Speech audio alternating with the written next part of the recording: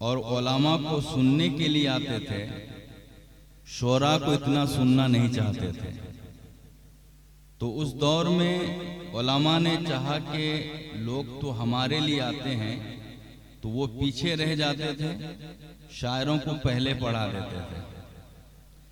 तो लोग शायरों को सुनते सुनते शायरों की इस कदर शौकीन हो गए कि उलमा को सुनना ही छोड़ दिए। तो जब उलमा उठना शुरू करते बोलने के लिए तो पब्लिक भागने लगी। तो इसी वजह से एक हंगामा हो गया सीमांचल में। तो फिर हालात के एतबार से जब फिक्र के मसले बदलते हैं तो स्टेज के उसूल भी बदल सकते हैं, है ना कि कम मसाइला तख्तलिफ बिख्तिलाफी ज़मान वल मकान, बहुत से मसले ज़मान और मकान के एतबार से बदल जाते हैं।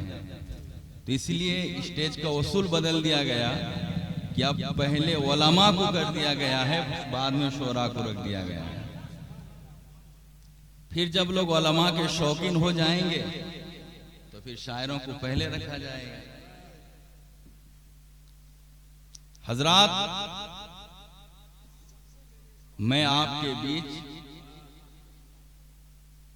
आधा घंटा के लिए समझिए कि मैं हाजिर आया हूं। मैं तहे दिल से शुक्रगुजार हूं बिरादर मुकर्रम हैदर भाई, जियाउल हक बाबू, समीर बाबू और इस कमेटी में जितने लोग हैं, एक एक का नाम तो नहीं जानता हूं, हमारे गांव के दामाद हैं, दिगर लोग हैं, कि आप लोगों ने मुझे याद रखा। और याद रखिए, जमात की खूबसूरती उलमा से है। जमात की खूबसूरती किससे है? उलमा से है। जिस जमात में उलमा नहीं है, हजारों की भीड़ रहने पर भी जमात की खूबसूरती नहीं हो सकती है। आपकी हक्कानियत की दलील पीर साहब नहीं देंगे, उलमा ही देंगे। इसलिए जिस जमात में उलमा की कद्र नहीं होती है, वो बड़ी तादाद में रहकर भी कम दिनों में टूट जाती है। आप नजर उठाकर देख लें दूर तक, और जिस जमात में उलमा हैं वो कम होकर भी दमदार हैं। इसलिए मेरे भाइयों, अब अपनी जमात के उलमा की भी कद्र की कोशिश करें। आज मेरी तकरीर का उन्वान है, पहली बात सुन लीजिए, जिसका पीर आलिम नहीं, कयामत के दिन वो पीर अपने मुरीदों की शफाअत नहीं कर सकते। जिसका पीर क्या नहीं है? आलिम नहीं है, वो पीर कयामत के दिन अपने मुरीद की शफाअत नहीं कर सकते। जब बात ऐसी है तो फिर आपको साबित करना होगा कि आप सरकारे मिल्लत से मुरीद हैं, वो आलिम हैं कि नहीं हैं। मैं तो हदीस पाक पढ़ देता हूं, अल्लाह के रसूल फरमाते हैं, यशफअ यौमल क़ियामा अस्सलासा, कयामत के दिन 3 गिरोह शफाअत करेंगे। कितने गिरोह शफाअत करेंगे? ये मैं नहीं कहता हूं, जिस नबी का कलमा पढ़ के आप मुसलमान हैं, उसी मुस्तफा का फरमान है। आप पहले मुसलमान हैं, उसके बाद आप सुन्नी हैं, फिर आप हनफी हैं, फिर आप कादरी हैं, बाद इसके आप नसीमी हैं।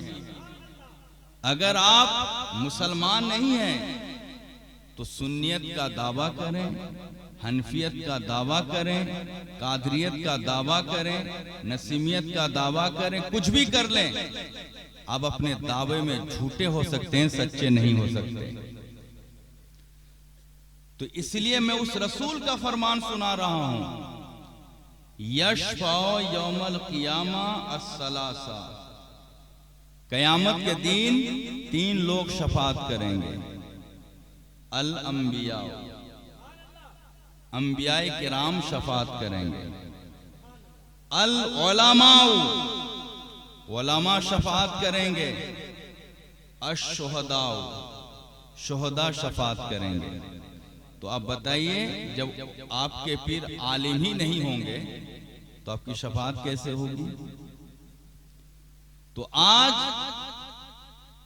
आपको यह साबित करना होगा कि आपके पीर आलिम है कि नहीं है। नहीं तो उस शख्स को खींच के लाओ जो हम लोगों को साइड पे लगा देना चाहते हैं, वो साबित करें। हजरात, आज मेरा दावा है, सुनना चाहते हैं? नहीं सुनना चाहते हैं? काना राजा ये चाहता है कि गुलाम हैदर को साइड कर दूं ताकि अपनी हुकूमत चमकाऊं। याद रखो, सरकारे मिल्लत ने अपने मुरीदों के बीच हम जैसे गुलामों को आलिमी के शक्ल में रखा है। तुम्हारे जैसे 50 गंगू तेली चाहकर भी हमें सरकारे मिल्लत के मैदान से नहीं हटा सकते। क्या बात है, जिंदाबाद जिंदाबाद। कोई गंगू तेली अगर चाहे कि इस पर कातिलाना हमला करा दिया जाए तो फिर मैं काना राजा बन के जैसा चाहूं करूं, कभी सरकारे मिल्लत तुम्हें ऐसा करने नहीं देंगे। और हम ये भी बता दें, जिसे सरकारे मिल्लत ने अपने दर से फेंक दिया है वो कभी शरीफ और अच्छा आदमी हो भी नहीं सकता है। आज मेरा दावा है, अल्हम्दुलिल्लाह, मैं वहदानियत रब पे भी गुफ्तगू करता हूं। आप तर्जमान उठाकर देख, तर्जमान जो एक न्यूज चैनल है, आप उसमें देखिए, मेरी तकरीर सीरत मुस्तफ़ा पर भी है, मेरी तकरीर अफजलियत अबू बकर सिद्दीक पे भी है, उमर फारूक पे भी है, उस्मान गनी पे भी है, मौला अली पे भी है, हसनैन करीमैन पे भी है। लेकिन इधर आता हूं सरकारे मिल्लत पे इसलिए बोलता हूं ताकि इधर जो लोग गंदगी फैलाना चाहते हैं वो साफ हो जाए। सुभान अल्लाह, सुभान अल्लाह। हजरात, आज मेरी तकरीर का उन्वान है, सुनना चाहते हैं?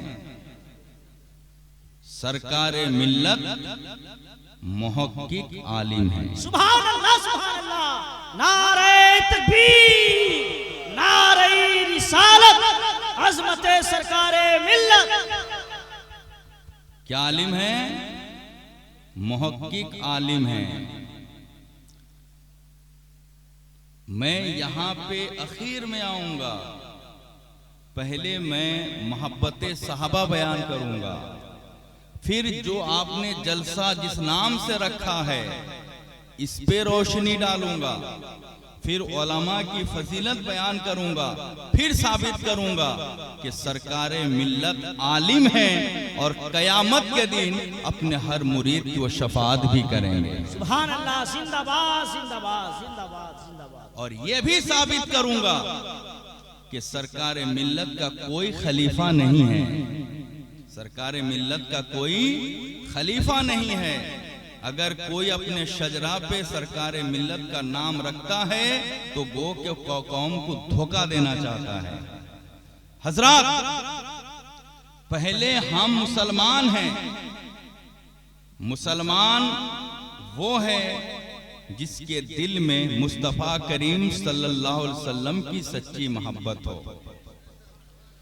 एक सहाबी रसूल हैं। आप लोग मुझे सुनना चाहते हैं या शायर को उठा दिया जाए? सुनना चाहते हैं? और जो नहीं सुनना चाहते हैं वो चाय की दुकान चले जाएं, जब शोर आए तो आप आ जाइएगा।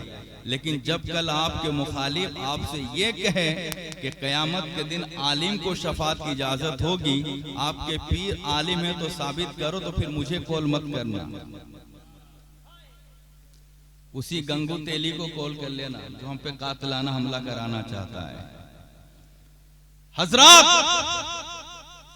हजरते ज़ैद हैं, दुश्मनाने मुस्तफा ने हजरते ज़ैद रज़ियल्लाहु ताला अन्हु को हरम शरीफ में गिरफ्तार कर लेते हैं,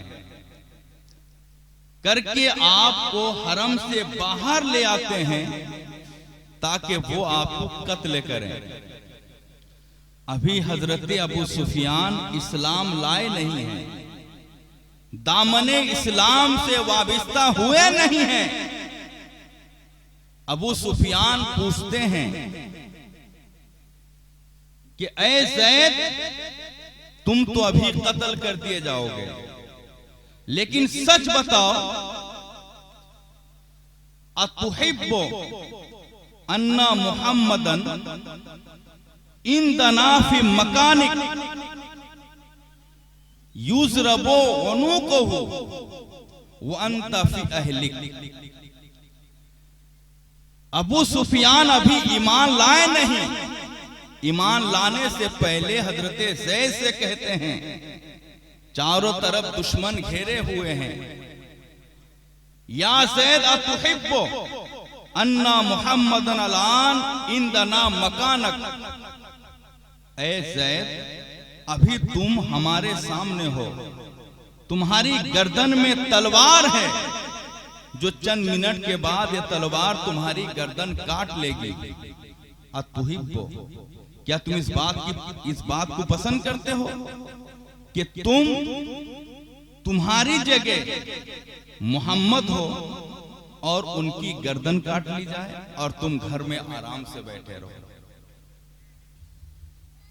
हजरत ज़ैद से हजरत अबू सुफियान ने कहा, अतुहिब्बु अन्ना मुहम्मदन अलान इंदना मकानक युज़रबु उनुकुहु व अंता फी अहलिक।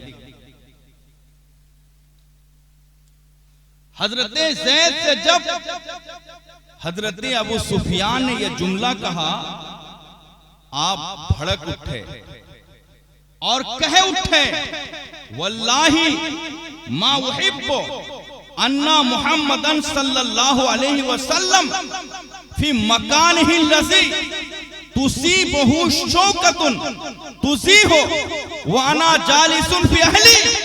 हजरत ज़ैद कहते हैं, गर्दन पे तलवार है, कहते अल्लाह की कसम, तुम तलवार की बात करते हो, अगर मुस्तफा के कदमों पे एक ठोकर लग जाए, कांटा चुभ जाए, हम सुकून से घर में नहीं बैठेंगे, बेकरार होकर मैदान में आ जाए। सुभान अल्लाह, सुभान अल्लाह, नारे तकबीर, नारे रिसालत, मोहब्बते रसूल, अज़मते रसूल। जब हजरत ज़ैद ने यह जुमला कहा तो हजरत अबू सुफियान ने कहा, मा रायतो मिनन नासी अहदन युहिब्बु अस्हाबहु मा युहिब्बु अस्हाबु मुहम्मदन सल्लल्लाहु अलैहि वसल्लम। हजरत अबू सुफियान कहते, अल्लाह की कसम, मैंने बड़े बड़े बादशाहों के दोस्त देखे, लेकिन मोहम्मद के गुलाम जो प्यार मोहम्मद से करते हैं, ऐसा प्यार किसी से मैंने नहीं देखा। हमारे दिल में भी रसूलुल्लाह सल्लल्लाहु अलैहि वसल्लम की ऐसी मोहब्बत होनी चाहिए, तब जाके हम पीर की मोहब्बत में कामयाब होंगे। ये हजरत उमर फारूक हैं। अल्लाह के रसूल ने फरमाया, ला युमिनु अहदुकुम हत्ता कुना हब्बा इलैहि मिन वलदिही व वालिदिही व नासी अजमाइन। ऐ लोगो, तुम उस वक्त तक मुसलमान, कामिल मुसलमान नहीं हो सकते हो जब तक कि तुम अपने बाप, अपने भाई, अपने रिश्तेदार, सारे लोगों से ज्यादा मुझसे प्यार नहीं कर लेते हो। जब अल्लाह के रसूल ने यह ऐलान फरमाया, हजरत उमर सहाबी थे, वहां भी नहीं थे, जो बात दिल में थी जुबान पे आ गई। आपने कहा, या रसूल अल्लाह, अंता तुहिब्बु इलैया मिन कुल्ली शै इल्ला मिन नफ्सी। या रसूल अल्लाह, आप मेरे बाप से भी ज्यादा मुझे प्यारा सुभान हैं, अल्लाह, सुभान मेरे बेटे से भी ज्यादा आप मुझे प्यारे हैं, सारी कायनात से ज्यादा आप मुझे प्यारे हैं, लेकिन मेरी जान से आप ज्यादा मुझे प्यारे नहीं हैं। जब इस तरह हजरत उमर ने कहा तो मेरे रसूल ने फरमाया, ला वल्लज़ी नफ्सी बियदी हत्ता कुना हब्बा इलैक मिन नफ्सिक। ऐ उमर, उस रब की कसम जिसके दस्ते कुदरत पे मेरी जान है, तुम उस वक्त तक मुसलमान नहीं हो जाओगे जब तक अपनी जान से भी ज्यादा मुझसे प्यार नहीं कर लो। सुभान अल्लाह, सुभान अल्लाह। इतना कहना था तो हजरत अबू बकर, हजरत उमर कहते हैं, अंता तुहिब्बु इलैया या रसूल अल्लाह मिन नफ्सी। या रसूल अल्लाह, जब बात ऐसी है तो आप मेरी जान से भी ज्यादा मुझको प्यारे हैं। सुभान अल्लाह, सुभान अल्लाह। ये मोहब्बत हमारे दिल में अल्लाह के रसूल के लिए होनी चाहिए। तो ये मोहब्बत आप हुजूर से करेंगे ना। आज हम और आप अज़मत कादरिया प्रोग्राम में शामिल हैं। सुभान अल्लाह, सुभान अल्लाह। आप मुझे बताइए, सरकारे गौस रदियल्लाहु ताला अन्हो औलिया के इमाम हैं कि नहीं हैं? बेशक है। लेकिन ये बताइए कि सरकारे गौस रदियल्लाहु ताला अन्हो अपने वक्त के मुजद्दिद थे कि नहीं थे? बेशक। दलील क्या है आपके पास कि सरकारे गौस रदियल्लाहु ताला अन्हो अपने दौर के मुजद्दिद थे? ऐ नसीमिया, तुम बताओ, क्या कोई नसीमी उस वक्त तक कामिल नसीमी हो सकता है जब तक वो गौसे पाक के फरमान को ना मान ले? नहीं हो सकता। बोलिए, हो सकता है क्या? क्योंकि नसीमी वो है जो मुजाहिदे मिल्लत को मानता है, और मुजाहिदे मिल्लत का मानने वाला वो है जो मसले के आला हजरत को मानता है, सुभान अल्लाह। और मसले के आला हजरत का मानने वाला वही है जो मसले के गौसे आजम को सुभान मानता अल्लाह, है। सुभान अल्लाह। अगर एक आदमी नसीमी होने का दावा करता है और गौसे पाक के फरमान को नहीं मानता है, उस नसीमी को सरकारे मिल्लत ने न कल अपना माना था, न आज अपना मान सकते हैं, न कभी वो मानेंगे, क्योंकि नसीमी वही है जो फरमाने गौसे आजम को मानता है। सुनो मुसलमानों, सरकारे गौस रदियल्लाहु ताला अन्हो का फरमान क्या है? किसी ने सरकारे गौस से पूछा, ऐ सरकारे गौस, आप बताएं अमीर मुआविया की शान क्या है, उनकी फजीलत क्या है, उनका मकाम क्या है, उनका मर्तबा क्या है? तो ऐ मुसलमानों सुनो, ऐ कादरियों सुनो, ऐ सरकारे मिल्लत से मोहब्बत करने वालों सुनो, ऐ तुम उसको उस नसीम कादरी के मानने वाले हो जिनका वजीफा या गौस अल मदद रहा करता था। नसीम सरकार बैठते थे तो या गौस कहा करते थे, उठते थे तो या गौस कहा करते थे, चलते थे तो या गौस कहा करते थे, बोलते थे तो या गौस कहा करते थे, दम करते थे तो या गौस कहा करते थे। यानी सरकार नसीम कादरी के दिल में गौस आजम रज़ियल्लाहु ताला अन्हु की मोहब्बत इस कदर रच और बस गई थी कि फनाफिल गौस हो गए थे। नसीम कादरी फनाफिल गौस का नाम था। जोर से बोलो सुभान अल्लाह, सुभान अल्लाह। नारे तकबीर।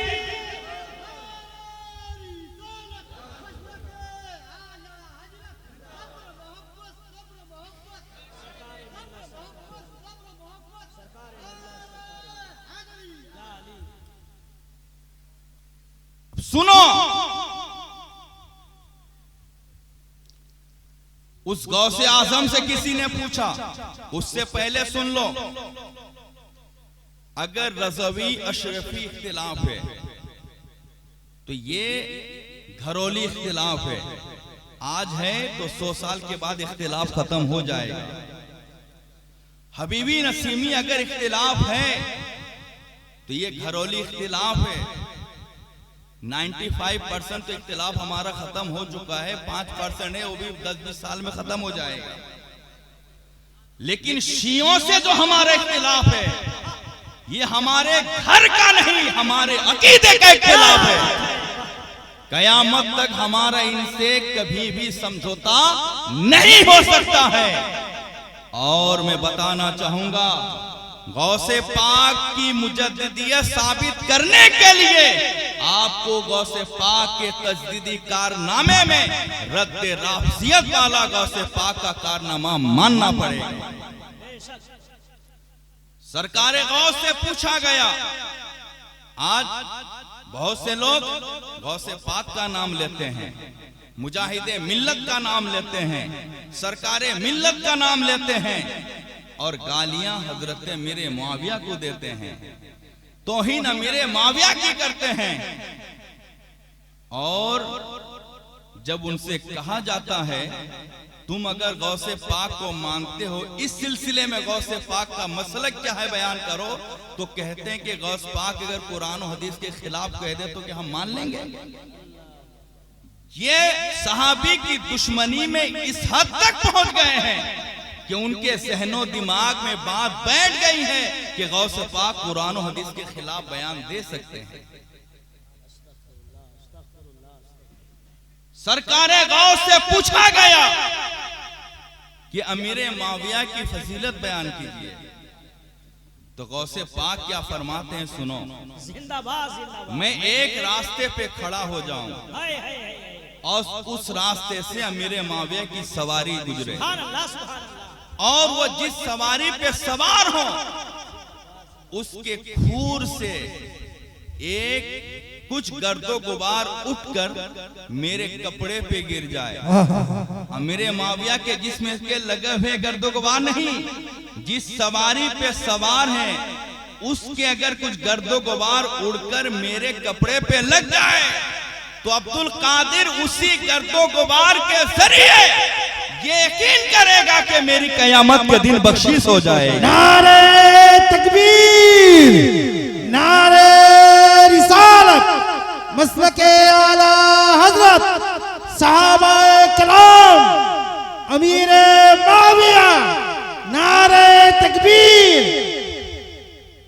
हजरत, अगर कोई खुद को सनातनी कहे और उसका अमल उसके खिलाफ हो, हम थोड़े उसे सनातनी मान लेंगे।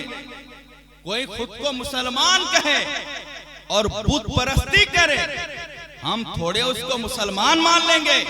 ऐसे ही कोई खुद को एक बार नहीं करोड़ों बार कादरी कहे, हबीबी कहे, रज़वी कहे, नसीमी कहे, कुछ भी कहे, अगर उसका अकीदा गौसे आज़म के खिलाफ हो, हम उसे न कादरी मानेंगे, न हबीबी मानेंगे, न रज़वी मानेंगे, न शफी मानेंगे, न नसीमी मानेंगे, क्योंकि मेरे इमाम अहमद रजा कहते हैं, तेरी सरकार में लाता है रजा उसको शफी जो मेरा गौसे लाडिला जिंदाबाद जिंदाबाद जिंदाबाद। सुभान अल्लाह सुभान।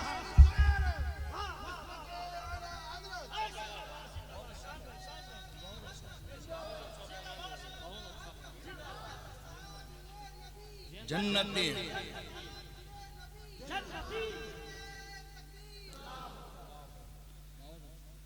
अमीरे मुआविया के ताल्लुक से मौरिख की तारीख पेश करने वालों, कभी नबी की हदीस भी सुना दो, कभी नबी का फरमान भी सुना दो, कभी फरमाने मुस्तफा भी सुना दो। पैसा दे रहे तो बात याद आ गई, सुन लो। मैं आपके बीच 2010 या 11 से हूं, होना नहीं हूं क्या?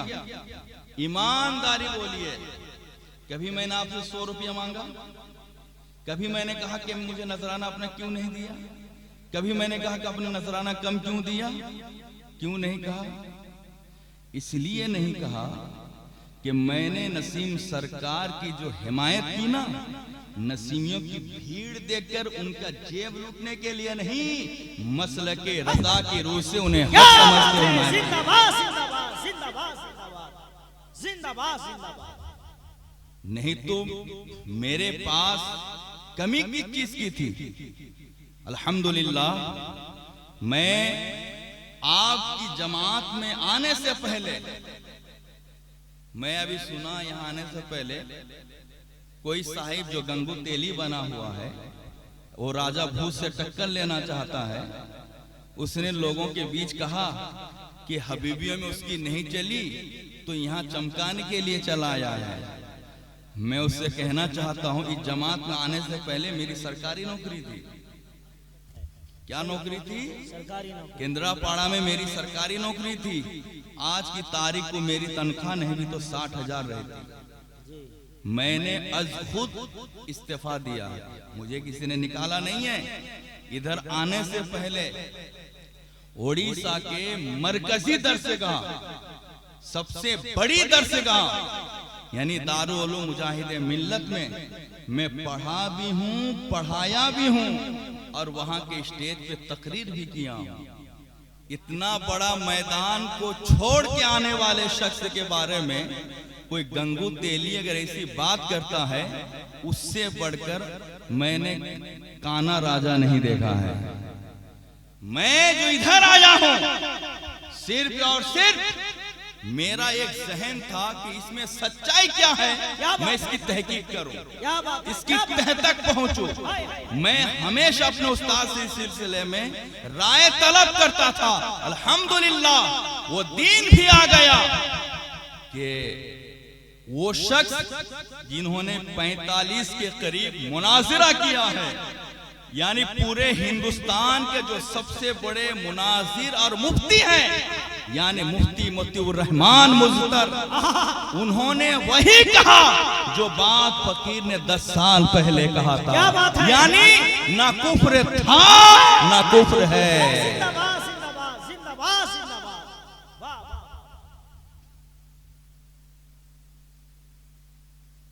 हजरात, मुजद्दिद के लिए 4 शर्तें हैं। कितनी शर्तें हैं? पीर के लिए भी 4 शर्तें हैं। ऐ कादरियों, अगर आप चाहते हो सैयदुल हिंद के तवस्सुत से सरकारे गौस तक पहुंचना, सुभान अल्लाह। कहां तक पहुंचना चाहते हो? सरकारे गौस। किसके तवस्सुत से? सैयदुल हिंद यानी सैयदुना पाक के जरिए से। अगर आप सरकारे गौस तक पहुंचना चाहते हो तो मेरी नजर में आपके लिए सिर्फ 2 ही रास्ते हैं। जिंदाबाद जिंदाबाद। कितने रास्ते हैं? गौस पाक तक पहुंचने के लिए रास्ते तो बहुत हैं, लेकिन सैयदुल हिंद तक पहुंचने के जरिए, गौस तक पहुंचने के लिए हम बालासोर, भद्रक, मयूरभंज, जाजपुर वालों के लिए 2 रास्ते हैं। जिंदाबाद। एक सरकारे मिल्लत का गुलशने बगदाद, सुभान अल्लाह। जोर से बोलो, यानी गुलशने बगदाद की चादरें पाक है। क्या बात है? और दूसरे हमारे आपके बीच जो हुजूरे मिल्लत तशरीफ लाने वाले हैं, ये खानकाए कादरिया के सज्जादा नशी हैं और इनका दामने पाक है। बेशक बेशक। आप अगर चाहेंगे कि नहीं मैं सैयदुल हिंद के तवस्सुत से गौस पाक तक जाएंगे, तो आप या तो गुलशन बगदाद पहुंच के सरकारे मिल्लत की चादर पकड़ लें, नहीं तो कम से कम हुजूरे मिल्लत के आप दामन पकड़ लें, क्योंकि इनके पास भी उनके खिलाफ आता है, यानी अमजद शरीफ। इसके अलावा मेरी नजर में, नजर नहीं बल्कि मेरी तहकीक में, इस इलाके में और कुछ नहीं है। वो तो सरकारे मुजाहिदे मिल्लत का भी अल्हम्दुलिल्लाह सिलसिला गौस तक पहुंचता है, आला हजरत का सिलसिला भी गौस तक पहुंचता है, लेकिन मैंने बात क्या कही, सैयदुल हिंद के अगर तवस्सुत से आप पहुंचना चाहते हैं तो 2 ही बात मुझे समझ में आती है। हजरात, मुजद्दिद के लिए कितनी शर्तें हैं? 4 शर्तें हैं। तो सरकार गौस अगर मुजद्दिद हैं तो आपको उनमें 4 शर्तें दिखानी पड़ेंगी। पहली शर्त यह है, इसके बाद मैं बताऊंगा कि सरकार मिल्लत में पीरी मुरीदी के लिए भी जो 4 शर्तें उनमें पाई जाती थी, ऐसी बात आपको कोई नहीं और बता पाएगा मेरे लो, अभी नोट कर लो। कुछ लोग चाहते हैं कि गुलाम हैदर के बारे में नसीमियों का जहन इतना खराब कर दिया जाए, ये साइट लग जाएगा, फिर मैं इन्हें बेवकूफ बना के शिया भी बनाऊं व इनको जो बनाऊं और अपना मैदान लूटता रहूं, मुझे कोई कहने वाला नहीं रहेगा। ये भूल है। आखिरी सांस तक इसी मैदान में रहूंगा और हर गुमराह का ताक़ुब भी करूंगा। सुभान अल्लाह, सुभान अल्लाह। हजरात, मुजद्दिद के लिए कितनी शर्तें हैं? 4 शर्तें हैं। पहली शर्त है कि उनको 2 सदी मिली हो। कितनी सदी मिली हो? 2 सदी। मतलब अगर 2019 में वो पैदा हुआ हो तो 2020 में उनका इंतकाल हो। समझ रहे क्या नहीं? तो सरकार गौस रज़ी अल्लाह ताला अन्हु को भी 2 सदी मिली थी। आप 470 में पैदा हुए और 561 में आप दुनिया से तशरीफ ले गए, यानी 91 ईयर्स गौस पाक दुनिया में रहे। इस माना करके आपको 2 सदी मिली। सुभान अल्लाह, सुभान अल्लाह। दूसरी शर्त यह है कि वो अपने जमाने के सबसे बड़े आलिम हो। आज तो मामला उल्टा ही हो गया है। क्या हो गया है कि पहले जमाने में अगर किसी की वलायत का डंका बजता तो लोग पहले चेक करते कि ये आलिम है कि नहीं है। अगर वो आलिम नहीं होता तो लोग उसको वली नहीं मानते थे, उनको लोग वली नहीं मानते थे, क्योंकि अल्लाह जाहिल को कभी वलायत नहीं देगा और जिसे वलायत देना चाहेगा उसे आलिम दीन बना देगा। सुभान अल्लाह, सुभान अल्लाह।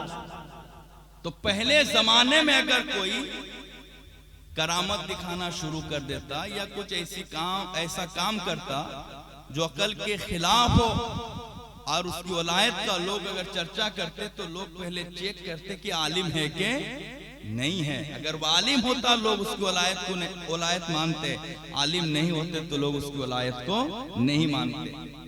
और इस जमाने में लोग आलिमों के इस कदर दुश्मन हो गए हैं, अवाम आलिमों को इस कदर पीछे फेंक दिए हैं कि मुफ्ती अहमद यार खान साहब फरमाते हैं, अगर कोई वली चाहता है कि उसकी वलायत छुप जाए, वो ऐलान कर दे मैं आलिम हूं, लोग उसको वली मानना ही छोड़ दें। अगर कोई वली ऐलान कर दे कि मैं क्या हूं, आलिम हूं, लोग उसको वली मानना ही छोड़ देंगे। याद रखो, हुजूर मिल्लत की आमद आमद है। हजरात खड़े हो जाएं। हुजूर मिल्लत की आमद आमद है। नारे तकबीर, नारे रिसालत। साहिबे सज्जादा, साहिबे सज्जादा, साहिबे सज्जादा। नारे तकबीर, नारे रिसालत। आले सैयदुल हिंद, आले सैयदुल हिंद, आले सैयदुल हिंद। शहजादे गौसे आजम, शहजादे गौसे आजम। हुजूर साहिबे सज्जादा, हुजूर साहिबे सज्जादा, हुजूर साहिबे सज्जादा। हुजूर सैयद शरफुद्दीन नैयर कादरी, हुजूर सैयद शरफुद्दीन नैयर कादरी। नारे तकबीर, नारे रिसालत। औलादे गौसे आजम, औलादे गौसे आजम। कादरी दुल्हा, अमझरी दुल्हा, कादरी दुल्हा, अमझरी दुल्हा, अमझरी दुल्हा। हुजूर साहिबे सज्जादा, हुजूर साहिबे सज्जादा, हुजूर साहिबे सज्जादा। नारे तकबीर, नारे रिसालत, नारे रिसालत।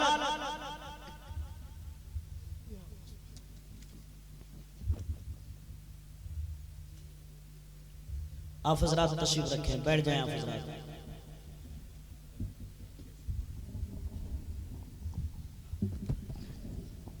हुजूर साहिब सज्जादा की आमद आमद है। आप हजरात तशरीफ रखें, करीब से हजरत के चेहरे की जियारत करें। औलादे गौसी आजम मेंबर पाक पे तशरीफ फरमा है, बड़े अदब के साथ बैठे हैं आप। अभी मैंने आपसे कहा था ना, क्या कहा था जिंदाबाद कि सैयदुल हिंद के तवस्सुत से अगर आप गौसे पाक तक पहुंचना चाहते हैं तो आपके लिए कितने रास्ते हैं? दो रास्ते बताया था ना। पहला रास्ता क्या बताया था? गुलशने बगदाद की चादर पाक, और दूसरा रास्ता हुजूरे मिल्लत का दामन पाक। सुभान अल्लाह, सुभान आपको बताया था क्या नहीं? आप इसको अपने ज़हन और दिमाग में रखें। इसके अलावा मुझे कोई तीसरा रास्ता समझ में नहीं आता है इन इलाकों में। बस मैं 10 से 15 मिनट ले लूं आपका, फिर आप अपने शायरों को सुनते रहेंगे और तो तकरीर ही नहीं दिखेगी। मुजद्दिद के लिए 4 शर्तें हैं। पहली शर्त है कि उनको 2 सदी मिली हो। दूसरी शर्त क्या है? वो अपने दौर, अपने जमाने के सबसे बड़े आलिमे दीन हो, क्योंकि अल्लाह ताला गैर आलिम को वलायत नहीं देता है। अब आओ मैं आपको बताऊं कि सरकारे गौस रज़ियल्लाहु ताला अन्हो अपने दौर के सबसे बड़े आलिम थे। बेशक बेशक। एक दफा का वाकया है कि एक शख्स ने कसम खा ली कि अगर मैं अल्लाह की ऐसी इबादत ना कर लूं कि जिसमें मैं तन्हा ना हो सकूं तो मेरी बीवी पर 3 तलाक हो जाएगी।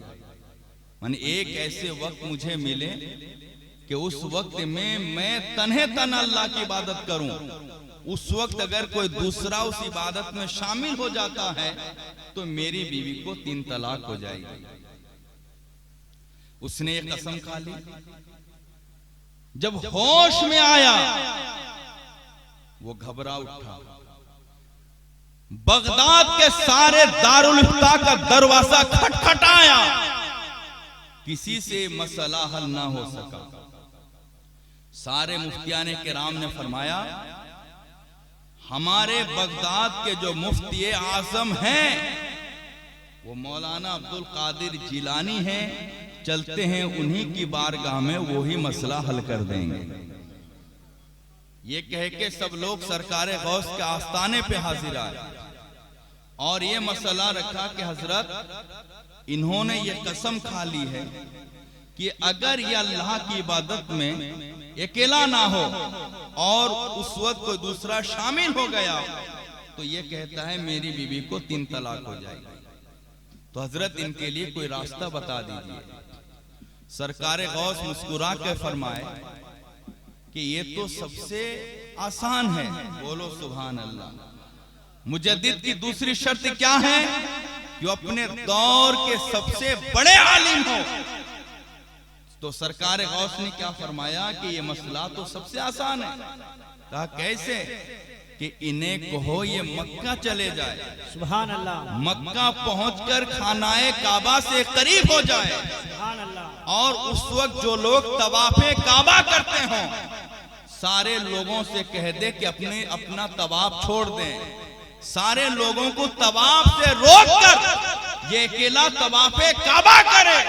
उसका फायदा ये होगा कि उस वक्त वो इबादत तन्हा करता होगा, इबादत भी हो जाएगी, बीबी भी बन जाएगी। सुभान अल्लाह, सुभान अल्लाह। क्या शान है मेरे गौसे आजम की। वाह वाह वाह। तीसरी शर्त क्या है? कि उनके दौर में, यानी मुजद्दिद की तीसरी शर्त क्या है?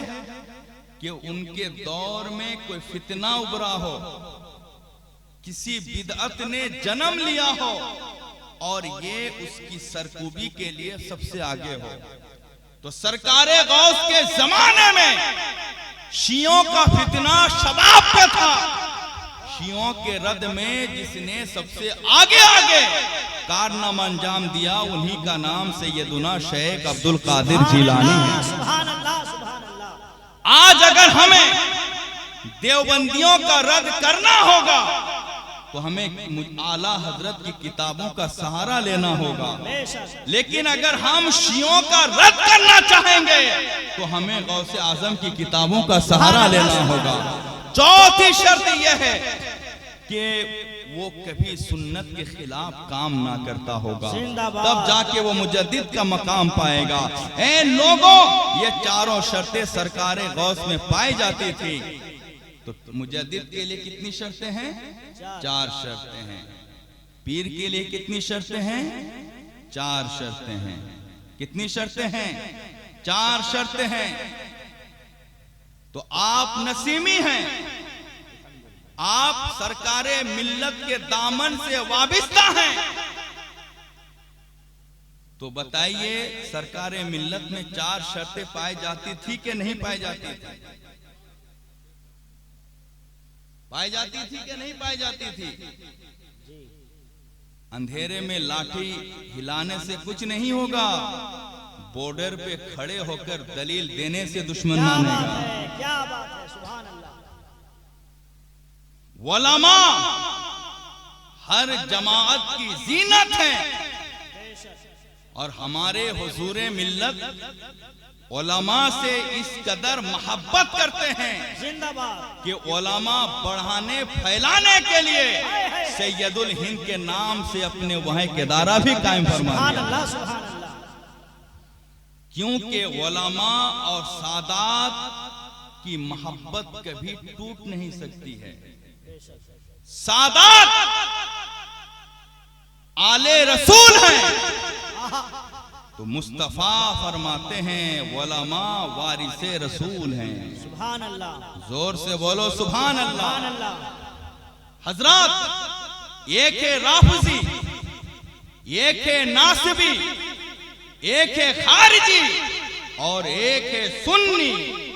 बोलो सुभान अल्लाह। सुभान अल्लाह। राफिजी शिया वो है जो फजाइले अहले बैत वाली अहादीस ले ले और फजाइले सहाबा वाली हदीसों को छोड़ दे, वो है राफिजी। और नासिबी वो है जो फजाइले सहाबा वाली हदीस ले ले, फजाइले अहले बैत वाली अहादीस छोड़ दे। और खारजी वो है जो दोनों को छोड़ दे।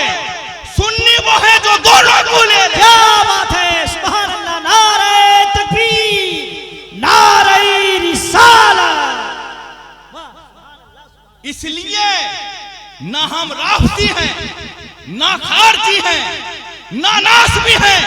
खुदा का करम है, रजा के मसलक का एहसान है।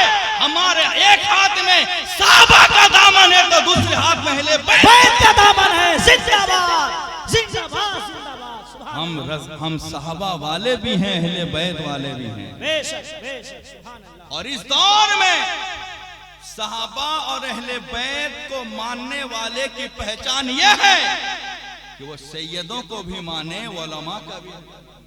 बेशक मेरे नबी ने फरमाया कि सैयद आले रसूल हैं तो उलमा वारिसे रसूल हैं। अगर आप सुन्नी हैं तो दोनों बात को मानेंगे, क्योंकि दोनों बात मुस्तफा की है। बेशक बेशक। जिस तरह सैयदों की तौहीन कुफ्र है, ऐसे ही उलमा की तौहीन भी कुफ्र है। जिस तरह सैयदों के ताल्लुक से जन्नत की बशारत है, वैसे ही उलमा के ताल्लुक से भी जन्नत की क्या बात है। कुरान में है ना, इन्नमा यख्शल्लाह मिन इबादिहिल उलमा। अल्लाह के बंदों में अल्लाह का डर अपने दिल में उलमा रखते हैं। खशियत इलाही की गवाही कि उलमा के दिल में जो अल्लाह का खौफ है, इसकी गवाही मुजाहिदे मिल्लत नहीं दे रहे हैं, इसकी गवाही आला हजरत नहीं दे रहे हैं, इसकी गवाही हुजूरे मिल्लत नहीं दे रहे हैं, इसकी गवाही गौसे आजम नहीं दे रहे हैं, इसकी गवाही गरीबे नवाज नहीं दे रहे हैं, इसकी गवाही खुदा अपने कुरान में खुद दे रहा है। बेशक बेशक। और अल्लाह ने उसी के लिए जन्नत बनाया है जिसके दिल में खशियत इलाही होती है। तो इसका मतलब हुआ कि उलमा के लिए भी जन्नत है। और मुफ्ती अहमद यार खान साहब नईमी ने यहां तक लिखा है, जो आलिम हो जाएगा वो कुफ्र की नहीं बल्कि ईमान की मौत मरेगा। पीर के लिए भी कितनी शर्तें हैं? 4 शर्तें हैं। अल्हम्दुलिल्लाह वो चारों शर्त हमारे हुजूरे मिल्लत में भी है। बेशक अगर किसी में जुर्रत है तो इसे छेड़ कर देख ले। हुजूरे मिल्लत के पीरी मुरीदी को कोई चैलेंज करके देख ले, आसमान जमीन पे आ जाएगा, बहता हुआ समंदर रुक जाएगा, पहाड़ रेजा रेजा हो जाएगा। अल्लाह की कसम वो गुलाम हैदर से बच के नहीं जा पाए। क्या बात है, जिंदाबाद, नारे तकबीर, जिंदाबाद जिंदाबाद जिंदाबाद जिंदाबाद।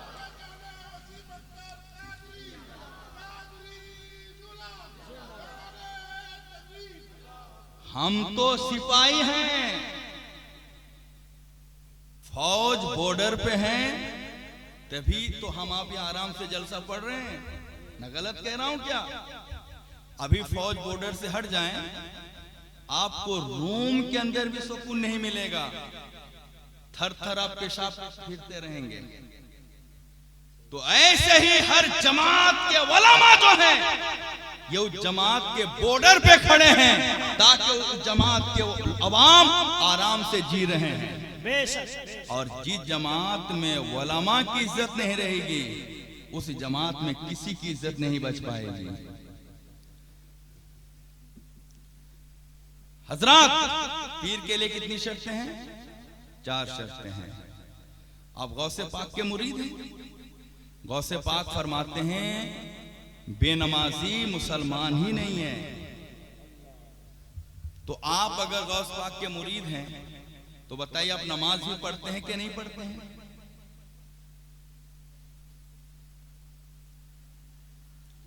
मैंने एक हदीस ये भी पढ़ी है, उलमा फरमाते हैं बेनमाजी के पास मत बैठो, क्योंकि हदीस रसूल है जहां बेनमाजी बैठता है उस पर मुसलसल अल्लाह की लानत बरसती है। उस पर क्या बरसती है? अल्लाह की। बेनमाजी जहां जाता है उस पर लानत बरसती रहती है। उलमा कहते हैं बेनमाजी के साथ भी मत बैठो। और गौस पाक फरमाते हैं बेनमाजी अब्दुल कादिर की नजर में मुसलमान नहीं है। तो ये मेरे भाइयों, आप कादरी हो, गौस पाक से मुरीद हो, तो आप नमाज की पाबंदी करो। इसलिए हुजूर मिल्लत जब किसी को मुरीद करते हैं पहले तंबीह करते हैं, नमाज पढ़ते हो कि नहीं पढ़ते हो, नमाज की पाबंदी करो। सुभान अल्लाह, सुभान। पीर की 4 शर्तें हैं। पहली शर्त क्या है? वो सुन्नी सहीहुल अकीदा मुसलमान हो। बेशक। पहली शर्त क्या है? सुन्नी सहीहुल अकीदा। और सरकारे मिल्लत तो इतने बड़े सुन्नी हैं, जिंदाबाद, इतने बड़े सुन्नी थे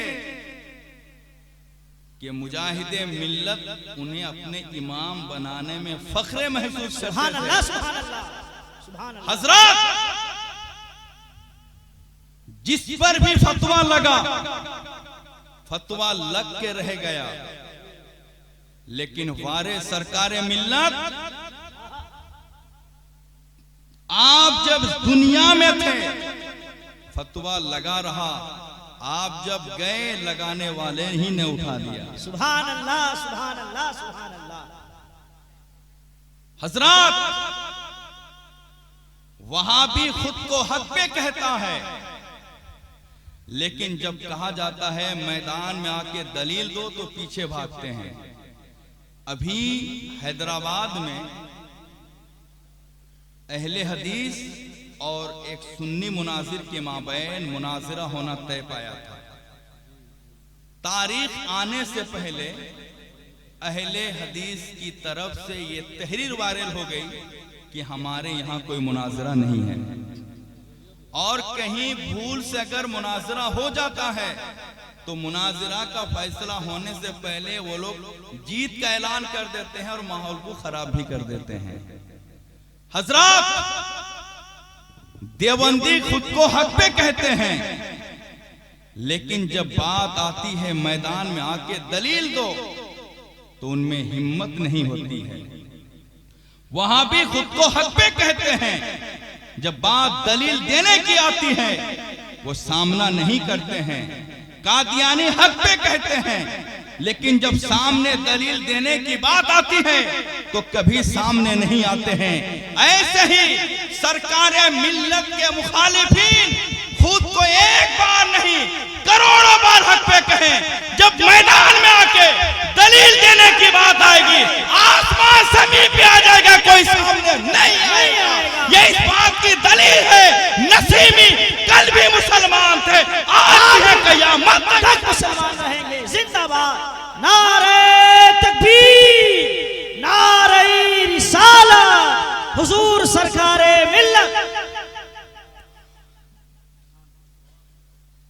और पहली शर्त क्या है? वो मुसलमान हो पीर के लिए। दूसरी शर्त क्या है? क्या है? वो आलिम हो। क्या हो?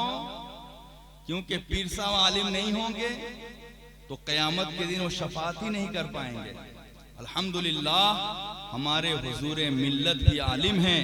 आपको इल्मे कसबी भी है, आपको इल्मे सीना भी है। बेशक बेशक, सुभान अल्लाह। हुजूरे मिल्लत सैयदुल हिंद के बारगाह का वो मकबूल सज्जादा नशी है। जोर से बोलो।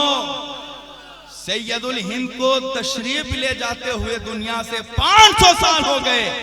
कितने सज्जादा नशी आए, लेकिन मजार का काम सैयदुल हिंद ने जिस सज्जादा नशी से लिया वो कोई और नहीं, हमारे आपके हुजूर मिल्लत है जो यहाँ तशरीफ लाए। सुभान अल्लाह, सुभान अल्लाह। जिंदाबाद जिंदाबाद, सुभान अल्लाह। अल्लाह सलामत रखे। समझ रहे हैं? और मुजाहिदे मिल्लत हुजूरे मिल्लत से इस कदर मोहब्बत करते थे कि बनारस की सरजमी पे तोशा शरीफ की फातिया रखी गई थी। दुआ के बाद मुजाहिदे मिल्लत ने हुजूरे मिल्लत से फरमाया कि आप इससे कुछ तनावुल फरमाकर अपना झूठा मुझे दे दो ताकि हबीबुर रहमान इसका जो है इसकी बरकत हासिल कर ले।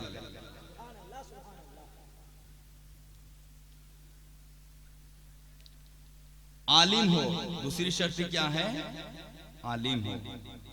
तो बताओ सरकारे मिल्लत आलिम थे कि नहीं थे?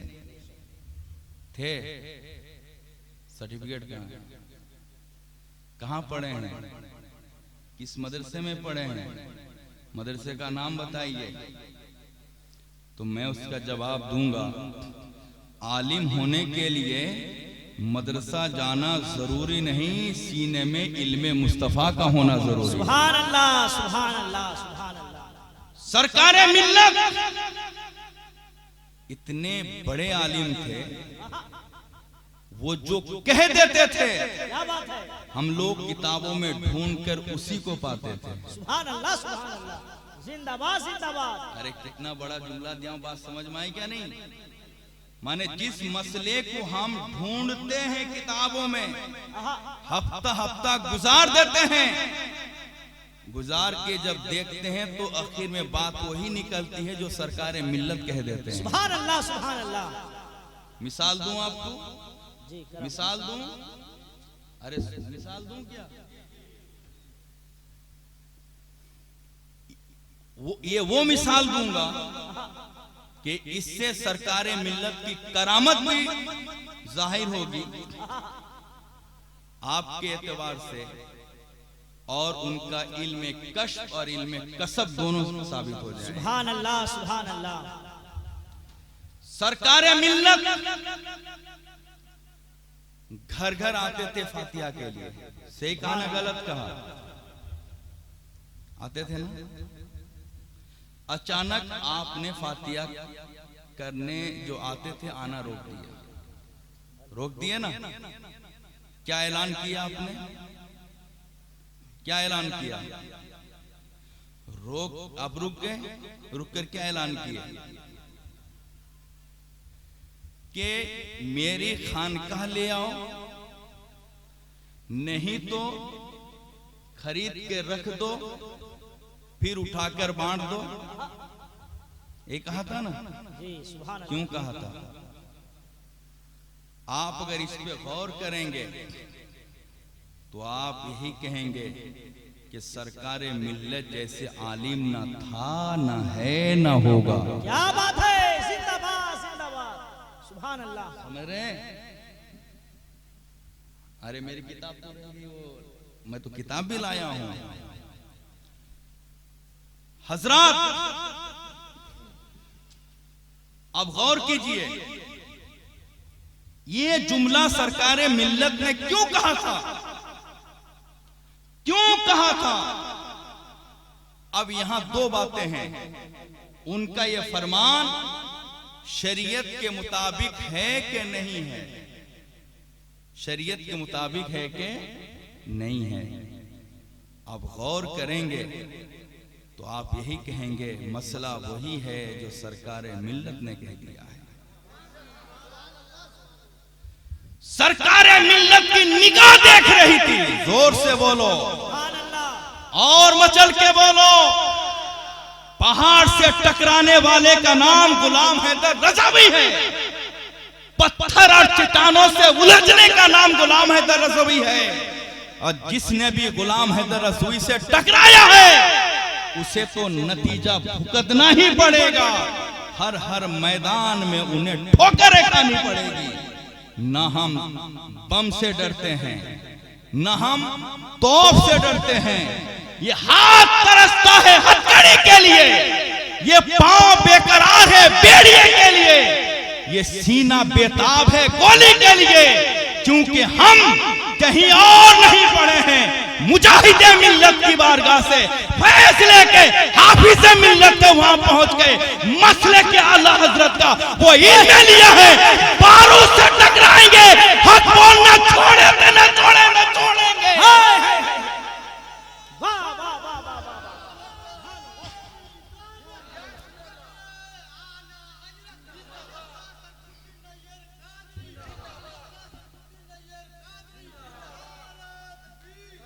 क्या समझते हो? चार गुंडे से मुझ पे अटक करा के मुझे खामोश करा दोगे? याद रखो, जब तक जिस्म में जान है हक के नाम पे कुर्बान है। हक बोलते रहेंगे, चाहे तुम जुबान काट लो, लेकिन हमारा दिल भी हक हक ही बोलेगा।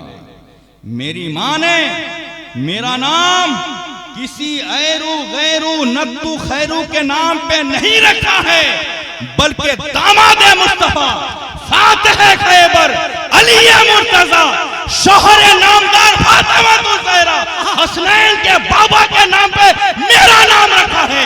मेरे सामने वहाबी आए, देवबंदी आए, राफजी आए, शिया आए, नेचरी आए, तफसीली आए, तलवार की तरह काट के रखेंगे। नारे तकबीर, नारे रिसालत, इश्क मोहब्बत, इश्क मोहब्बत, फैजाने सरकारे मिल्लत, हुजूर साहिबे सज्जादा। जंगल पे मोर नचाना आसान है, हैदर के गुलाम से टकराना आसान नहीं है। हलवाई की दुकान पे बैठकर बाप दादा के नाम पे 200-300 रुपया लेके फातिया करना आसान है। मैदान पे आके दलील देना आसान नहीं है। फव्वारे पे रह के लंदन का ख्वाब देखने वालों, कान खोल के सुन लो। मेरे सरकारे मिल्लत को ये मालूम था एक जमाना आएगा, कुछ लोग आएंगे मैदान में और मेरे मुरीदों की फातिया खराब करेंगे। इसलिए सरकार मिल्लत ने पहले से मुरीदों की फातिया को संभाल लिया। मेरी आंखों ने 2 पीर देखा है उड़ीसा में जो तावीज देके कभी पैसा नहीं मांगते हैं। एक सरकार मिल्लत की जात, दूसरे हुजूर मिल्लत की जात हैं। कोई माई का लाल कह नहीं सकता है हुजूर मिल्लत ने किसी को ताबीज देके पैसा लिया हो। अगर कोई कहता है वो पक्का झूठा है, वो कभी सच्चा हो नहीं सकता है। पीर के लिए कितनी शर्तें, आप मुझे मत बुलाओ, लेकिन हक तो बोलता हूं, बोलता रहूंगा। तन्हा रह जाऊंगा, बंद कमरे में रह जाऊंगा, लेकिन हक मुझसे कभी छीन नहीं पाओगे। बोलो। जब बारूद नहीं छीन पाया, जब बम नहीं छीन पाया, जब तोप नहीं छीन पाया, तुम तो गंगू तेली हो, मेरी जुबान से हक कैसे छीन लोगे? पीर के लिए दूसरी शर्त क्या है कि वो आलिम हो। सरकारे मिल्लत इतने बड़े आलिम थे, वो किताब देखे बगैर जो कह देते थे, किताब में ढूंढने से वही निकला करता था। सुभान अल्लाह, सुभान अल्लाह। सरकारे मिल्लत ने क्या फरमाया? फातिया करते करते फातिया अचानक रोक दिए, और क्या फरमाया? जिसे फातिया करनी हो मेरे दरबार ले आए, नहीं तो घर पे रख के फिर लोगों में बांट दे। क्यों फरमाया था? क्यों फरमाया था? इसलिए फरमाया था फतवा शारे बुखारी उठाओ, फतवा जामिया अशरफिया उठाओ, फतवा फकीह मिल्लत उठाओ। उसमें बात लिखी गई है। शारे बुखारी से सवाल हुआ कि हजरत एक शख्स है जो बगैर पैसा के फातिया नहीं करता है, बगैर पैसा के फातिया नहीं करता है, या फातिया करने से पहले वो पैसा तय कर लेता है, फिर घर घर फातिया करता है, तो ऐसी सूरत में उस फातिया का हुक्म क्या होगा? फतवा किताब का नाम क्या है? फतवा शारे बुखारी। दूसरी किताब का नाम क्या है? फतवा जामिया अशरफिया। तीसरी किताब का नाम क्या है? फतवा फकीह मिल्लत। एक शख्स है फातिया से पहले, फातिया से पहले पैसा तय कर लेता है, या बगैर पैसे के फातिया नहीं करता है, तो उस फातिया का हुक्म क्या है? तो शारे बुखारी फरमाते हैं कि जो शख्स फातिया से पहले पैसा तय कर लेता है, उसका फातिया, उससे फातिया करना हराम है, और उसको इमाम बनाना, उसके पीछे नमाज पढ़ना मकरूह तहरीमी है। ए भाइयों, जब इमाम बनाना मकरूह तहरीमी है, तो पीर बनाना कहां से जायज हो जाएगा? तो सरकारे मिल्लत ने ये नहीं चाहा कि मेरे जाने के बाद मेरे मुरीद की फातिया कोई खराब करे, तो आपने कहा जब बगैर पैसे के फातिया करने वाला ना मिले, मेरे दरबार में ले आओ, या घर पे रख दो, फातिया हो जाएगी। अब रहा यह मसला कि अगर हम किसी को ना बुलाएं, सामान खरीद के रख दें, ना कुल पड़े, ना हाथ उठा के दुआ करें, फातिया होगी कि नहीं होगी? फातिया होगी कि नहीं होगी? तो सुनो, फकीह मिल्लत मुफ्ती जलालुद्दीन अमजदी फरमाते हैं, शारे बुखारी मुफ्ती शरीफुल हक अमजदी फरमाते हैं, बुजुर्गों के नाम से जैसे ही कोई चीज आप खरीदोगे, वो खुद ब खुद शीरनी हो जाएगी। कुल पढ़ो ना पढ़ो, दुआ करो।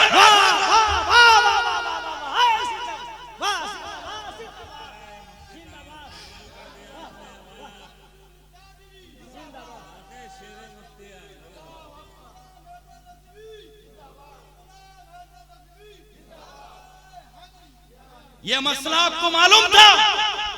आपको मालूम था कि कुल नहीं पढ़ने से फातिया होगी कि नहीं होगी? बुजुर्ग के नाम से खरीद के रखने से फातिया होगी कि नहीं होगी?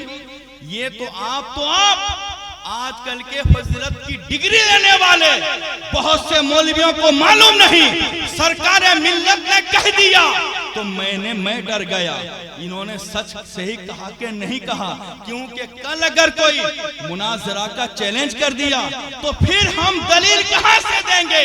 फतावे की किताबों को सामने रख के मैं तलाशता गया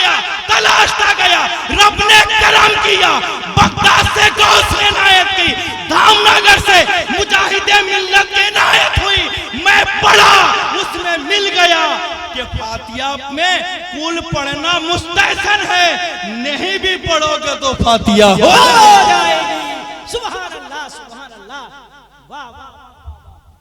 तो ये जवाब कौन देगा? कोई आलिम। पता क्या चला?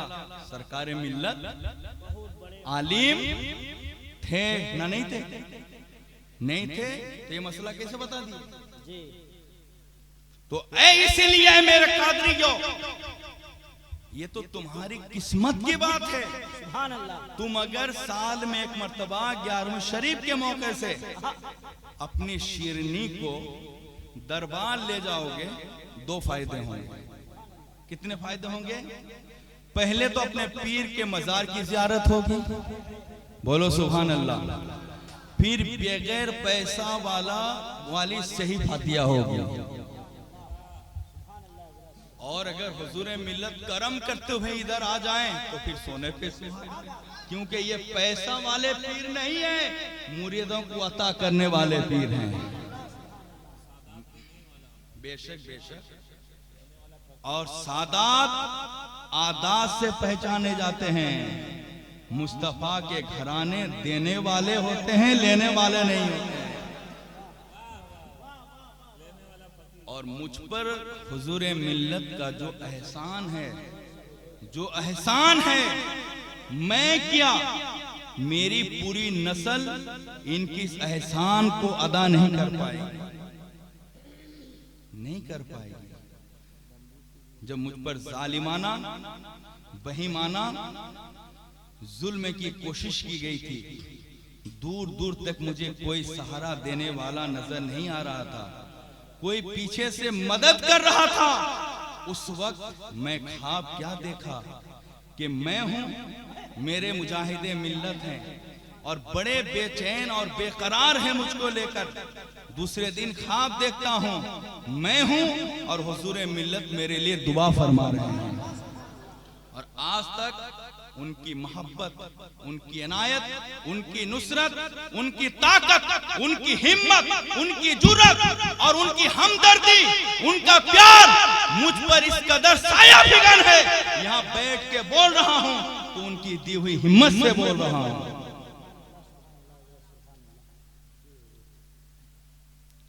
और एक मिसाल दूं सरकार मिल्लत के ताल्लुक से, नहीं दूं? जाहिल के पीछे कभी नमाज नहीं होगी क्या? जाहिल फी नफ्से ही फासिक होता है, और फासिक को इमाम बनाना मकरूह तहरीमी है। फासिक की गवाही आलिम के खिलाफ भी नहीं मानी जाएगी, ये भी सुन लो। और फासिक को, जाहिल को इमामत के लिए आगे बढ़ाने वाला गुनहगार भी होगा। और सारी दुनिया जानती है धामनगर शरीफ दूर नहीं है, धामनगर शरीफ दूर नहीं है, धामनगर शरीफ की ईदगाह भी दूर नहीं है।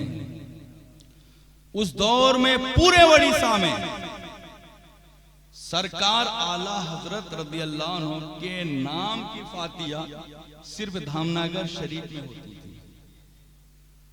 और ये फातिया सरकार मुजाहिदे मिल्लत ही करते थे। और हर साल सरकार मिल्लत भद्रक शरीफ से धामनगर शरीफ तशरीफ लाते थे। एक शख्स ने बताया मुझे, एक शख्स मतलब क्या, मुफ्ती आले रसूल हबीबी साहिब ने मुझे बताया कि जब फातिहा की मजलिस से पहले शोरा नातखानी करते और शायर जिस तर्ज पे नात पढ़ते, अगर सरकार मिल्लत को ये बात समझ में नहीं आती कि ये जो तर्ज है गाने की तर्ज है कि गैर गाना की तर्ज है, तो सामने वाले को इशारे से पूछते ये जो पढ़ रहा है गाने की तर्ज पे है या गैर गाने की तर्ज पे। अगर कोई इशारे से भी कह देता है ये गाने की तर्ज पे पढ़ रहा है तो सरकार मिल्लत को डांट के बिठा देते और कहते नाते रसूल पढ़ और गाने की तर्ज पे पढ़ रहा है।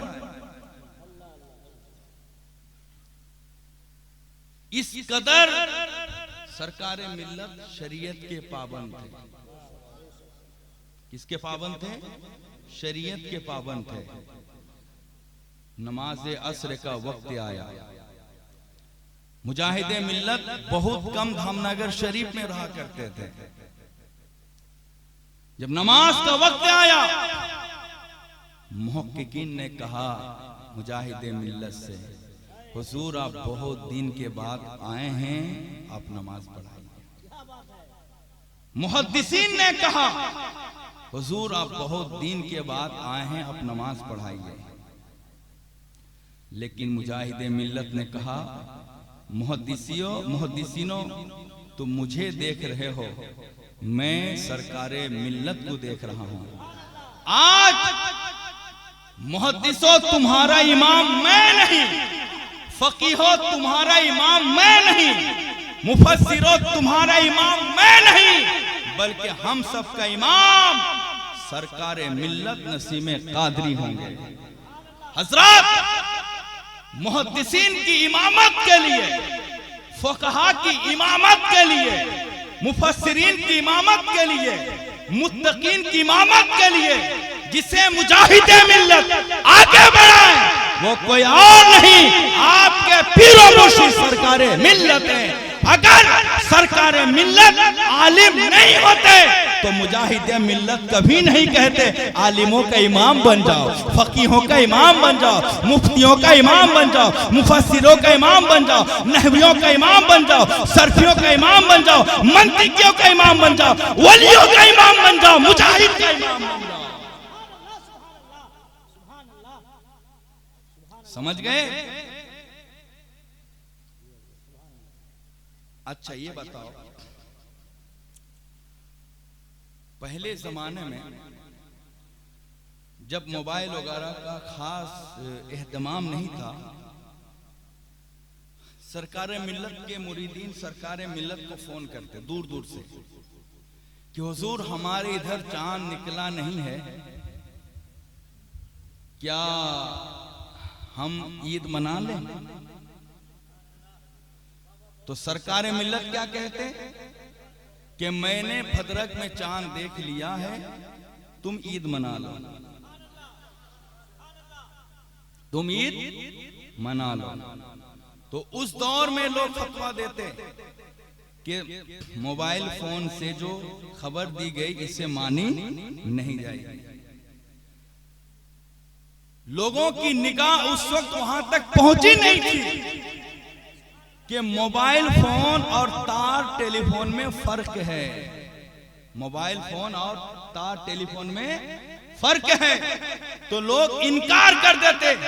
आज अल्हम्दुलिल्लाह हिंदुस्तान के 95 मुफ्तियों ने यह फतवा दिया है कि मोबाइल फोन से भी रुएते हिलाल की खबर मान ली जाएगी। तो जो बात मुफ्तियों को 10 साल के बाद समझ में आती है, वो बात सरकारे मिल्लत 10 साल पहले समझ लिया करते थे। तो पीर के लिए जो दूसरी शर्त है वो आलिम हो। तो समझ में आई बात? क्या नहीं, आपके पीरो मुर्शिद क्या थे? तो इंशाअल्लाह वो आपकी शफाअत के लिए आगे बढ़ जाएंगे। तीसरी शर्त यह है कि उनको खिलाफत भी हासिल हो। किसी पीर से तीसरी शर्त क्या है कि उनको कहीं से खिलाफत भी हासिल हो। और सरकार मिल्लत को खिलाफत उनके नाना जान से भी है और अमजर शरीफ से भी है। हुजूर मिल्लत के दादा जान से, आपके दादा जान से, हुजूर मिल्लत के दादा जान सैयद शाह अब्दुल रज़्ज़ाक़ क़ादरी रज़ियल्लाहु ताला अन्हु से भी है। और यह भी याद रखो, सरकार मिल्लत का कोई खलीफा नहीं है। बाकायदा से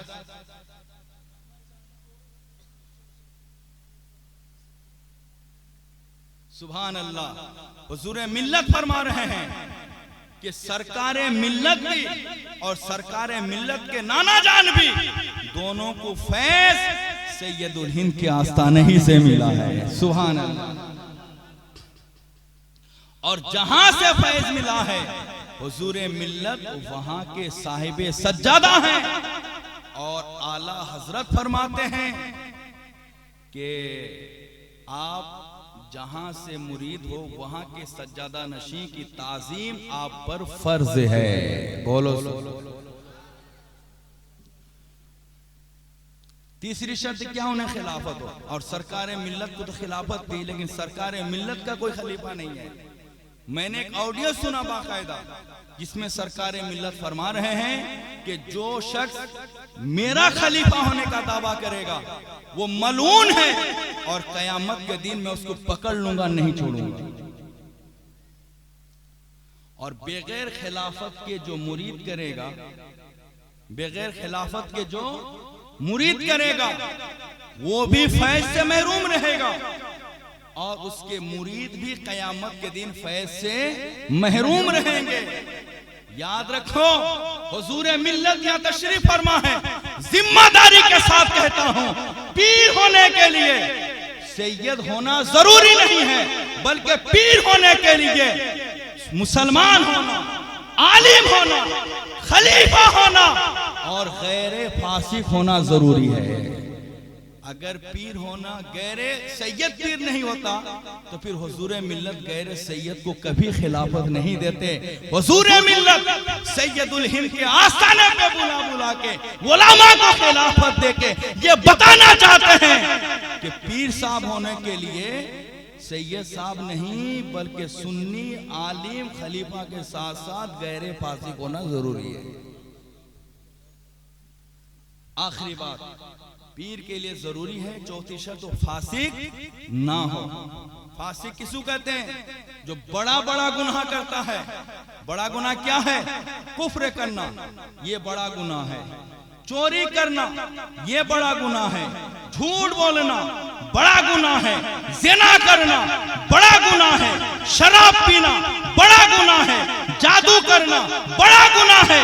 जो 16-17 गुनाह गिनाए गए हैं, ये गुनाह कबीरा हैं। जो इसका इर्तिकाब करता है वो फासिक के मोलिन होता है।